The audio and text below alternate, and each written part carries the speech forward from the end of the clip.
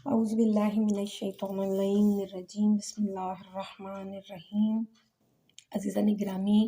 شناخت قرآن کے بارے میں کچھ شرائط بیان کی جا رہی تھیں کہ قرآن کی شناخت کے لیے چند مقدمات کا مختصر بیان کرنا ضروری ہے۔ پہلا مقدمہ اور پہلی شرط تو یہ ہے کہ عربی زبان کو بخوبی جانتا ہو، کیونکہ جس طرح حافظ و سعدی کے بارے میں آدمی اس وقت تک معقول جانکاری نہیں حاصل کر سکتا جب تک فارسی زبان کو نہ جانتا ہو، اسی طرح عربی زبان میں لکھے ہوئے قرآن سے اس وقت تک واقفیت نہیں حاصل ہو سکتی جب تک عربی زبان نہ جانتا ہو۔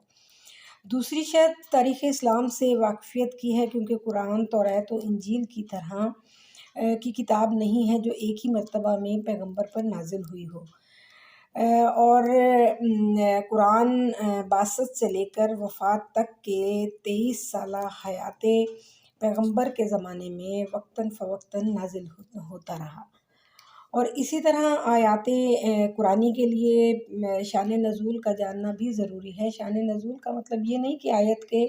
معنی کو محدود کر دے، بلکہ اس کا مطلب مضمون آیت کو واضح اور روشن کرتا ہے۔ نمبر 3 یعنی تیسری شرط یہ ہے کہ خود پیغمبر اسلام کے کلام سے بھی واقفیت رکھتا ہو، کیونکہ بنص قرآن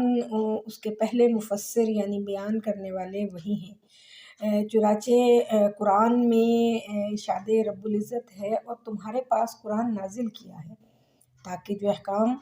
لوگوں کے لیے نازل کیے گئے ہیں تم ان سے صاف صاف بیان کر دو۔ اسی طرح ایک دوسری آیت میں ارشاد ہے کہ وہی تو ہے جس نے مکہ والوں میں ان ہی میں کا ایک رسول محمد بھیجا جو ان کے سامنے اس کی آیتیں پڑھتے اور ان کے نفوس کو پاک کرتے اور ان کو کتاب اور حکمت کی باتیں سکھاتے ہیں۔ قرآن کی نظر میں خود رسول خدا اس کتاب کے مبین و مفسر ہیں، اور رسول اکرم کے اقوال تفسیر قرآن میں بہت معین و مددگار ہیں۔ اور ہم چونکہ شیعہ ہیں اور ائمہ اطہار پر عقیدہ رکھتے ہیں، اور ہمارا عقیدہ ہے کہ پیغمبر اسلام کو جو چیزیں خدا نے دی تھیں حضرت نے اپنے اوصیاء کو منتقل فرما دیں، اس لیے ائمہ معصومین کی جو روایات معتبر ہیں ان کی حیثیت حدیث رسول ہی کی طرح ہے، اس لیے معصوم کی حدیثیں بھی تفسیر میں بہت مددگار ہیں۔ ایک اہم نقطے کی طرف توجہ ضروری ہے، وہ یہ کہ پہلے قرآن کو قرآن ہی سمجھنے کی کوشش کی جائے، کیونکہ پورا قرآن ایک عمارت کی طرح ہے۔ اگر ہم صرف ایک آیت کو قرآن سے الگ کر کے یہ کہیں کہ ہم صرف اسی آیت کو سمجھنا چاہتے ہیں تو صحیح طریقہ نہیں ہے، اگرچہ اس کا بھی امکان ہے کہ ہم نے اس ایک آیت کا مطلب جو سمجھا وہ درست ہو، مگر یہ طریقہ بہرحال خلاف احتیاط ہے۔ قرآن کی بعض آیتیں دوسری بعض آیتوں کی تفسیر کرتی ہیں، اور جیسا کہ بعض بزرگوں نے بھی فرمایا ہے کہ ائمہ معصومین نے اس قسم کی تفسیر کی تائید فرمائی ہے، یعنی قرآن کی ایک آیت کو دوسری آیتوں کی مدد سے سمجھنے کی کوشش کرنا۔ قرآن بیان مسائل کے سلسلے میں اپنا مخصوص انداز رکھتا ہے۔ بہت سے ایسے مقدمات ہیں کہ ایک آیت کو لے کر دوسری آیتوں کو دیکھے بغیر اس کے مفہوم کو دیکھا جائے، اور پھر اسی قسم کی دوسری آیتوں کے پہلو میں رکھ کر اسی آیت کو دیکھا جائے تو دونوں مطلب میں بہت زیادہ فرق معلوم ہو جائے گا۔ قرآن کا اپنا خود ایک مخصوص انداز ہے، اس مفہوم کو ثابت کرنے کے لیے بطور نمونہ متشابہ محکم آیات کو پیش کیا جا سکتا ہے۔ محکم و متشابہ آیات کے بارے میں ایک عوامی تصور یہ ہے کہ محکم آیات ان کو کہا جاتا ہے جن میں مطالب کو بہت واضح اور بہت بالکل سیدھے طریقے سے بیان کیا گیا ہو، اور متشابہ ان آیات کو کہا جاتا ہے جس میں موضوعات کو بطور معمہ و پہیلی بیان کیا گیا ہو۔ اس تعریف کی بنا پر لوگوں کو یہ حق ہے کہ صرف محکم اور واضح آیتوں کے بارے میں غور کریں، لیکن متشابہ آیتیں بنیادی طور سے شناخت کے قابل نہیں ہیں اور نہ ہی ان کے بارے میں غور و فکر کرنا چاہیے۔ اس لیے لازمی طور پر یہ سوال پیدا ہوتا ہے کہ پھر متشابہ آیتوں کا فلسفہ کیا ہے، اور قرآن نے کیوں ایسی آیتوں کو پیش کیا ہے جو شناخت کے قابل نہیں ہیں؟ اس کا اجمالی جواب تو یہ ہے کہ نہ تو محکم کے معنی صریح و سادہ کے ہیں اور نہ متشابہ کے۔ مطلب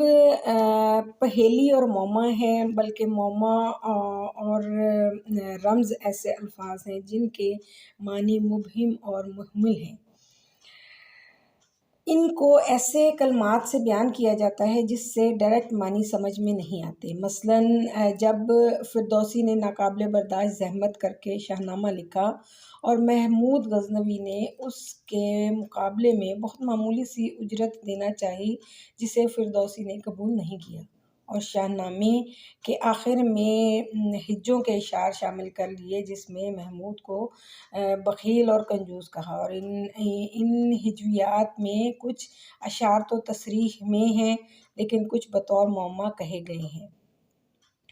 فردوسی نے یہاں پر ایک معمے سے استفادہ کیا ہے کہ پہلے آپ نے اس معمے کو سمجھیں، اس کے بعد شعر سمجھ میں آئے گا۔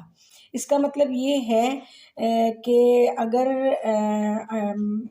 کچھ آیتیں ایسی ہیں جو سمجھ میں نہیں آتی تو پہلے ان آیتوں کو سمجھا جائے کہ جو بالکل سیدھی سیدھی بیان کی گئی ہیں۔ اب آئیے دیکھیں کہ کیا قرآن میں بھی معمے والی آیتوں کا وجود ہے۔ یہ بات قرآن کی اس آیت کے مخالف ہے جہاں یہ کہا جا رہا ہے کہ قرآن ایک ہی کتاب ہے جو واضح ہے اور سب کو سمجھنے کے لائق ہے۔ اس کی تمام آیتیں نور ہدایت ہیں۔ در حقیقت مطلب یہ ہے کہ قرآن میں بیان کیے گئے بعض مسائل، خصوصاً جہاں پر امور غیب اور ماورائے طبیعت کا بیان ہے، بنیادی طور پر الفاظ کے جامع میں نہیں آ سکتے۔ انشاءاللہ کل یہیں سے شناخت قرآن کو لے کے چلیں گے، اس دعا کے ساتھ کہ اللہ تعالیٰ ہمیں صحیح معنوں میں قرآن سمجھنے کی توفیق عطا فرمائے۔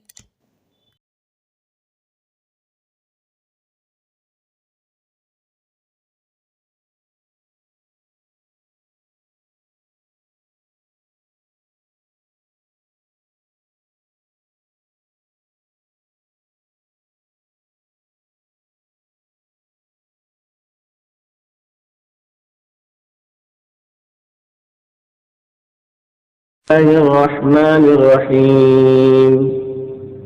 اللهم صل على